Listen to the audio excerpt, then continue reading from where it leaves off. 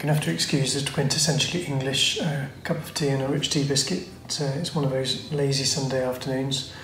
What I'm actually here to look at is, I think what I've just bought is going to be a bit of a game changer when it comes to motorcycle videography in particular.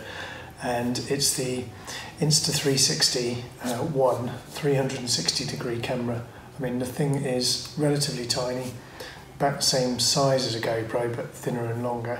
But the key thing about this is it does a complete 360 surround footage, and it's of a resolution that's high enough that you can then pull normal HD footage out of it in a non-360 fashion. I think the best way I can demonstrate that is just for you to have a look at this next piece of footage, which I'm going to play now.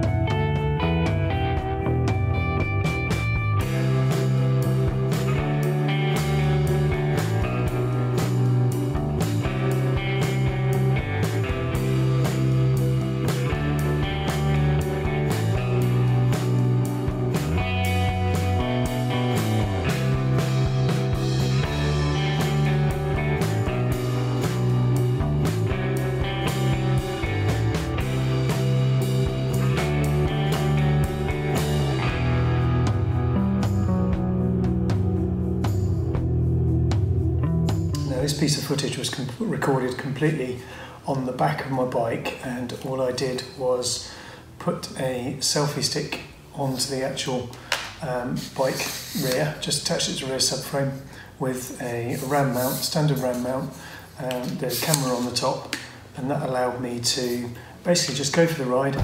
Once I'd done the ride, it's recorded absolutely everything you can see, front, back, sideways, down, up.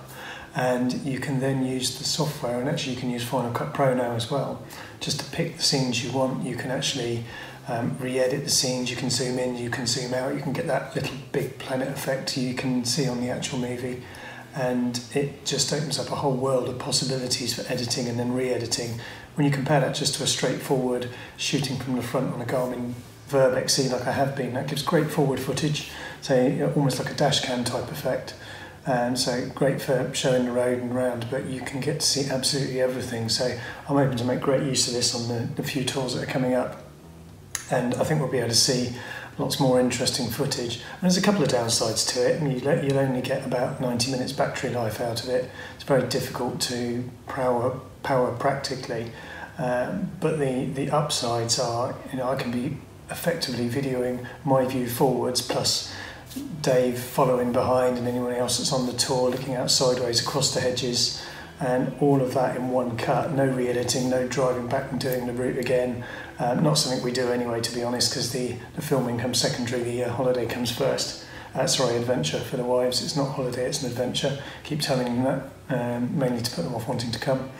So actually using it, very, very simple. You just attach it using a threaded screw on the bottom, so you've got plenty of opportunity there. I would like to point out I did actually buy this. I'm not being sponsored by Insta360 or whoever. I did my research, and this is the one that appeared to be the most viable for me. It costs about £320 in the UK.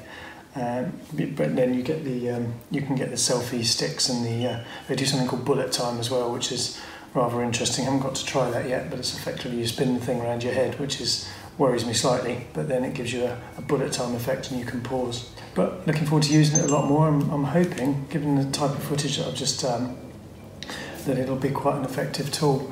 The other thing you can do, and I'll show you a little bit of footage just at the end, is you've seen the piece of footage which was the initial cut using different sort of fields of view and forward bound, and that was panning. You can actually use the same piece of 360 footage and just cut it. So you can cut it to different places you want. So you've got the piece at that you've seen, which is the standard pan and view, zoom and view. You can actually use it like cut footage with transitions in between it to make it look like it's filmed from multiple cameras over multiple angles. and just gives you so many more options. You can effectively make 2 passes of the same footage and see all sorts of different things in the scene. So, and then even cut them side by side. And in fact, I'll give you a quick demo of just, you can actually cut it. It's the same footage cut 4 different ways on the same part of the journey, so just showing you 4 different views of the same thing. I think you kind of get where I'm coming from on this, so it's going to be good fun, and I think it's a fantastic piece of kit, and I think it's going to be potentially a bit of a game changer for actually how we record movies going forward. Traditionally, 360 cameras have been that feeling you had to put the goggles on and you had to scroll around in Facebook and YouTube just to see what you wanted to look at. This stuff allows you to use a normal camera. Now the resolutions have hit a high enough level to be able to actually cut it into your normal movie and make great use of it. So looking forward to using it soon, and hopefully see you all soon.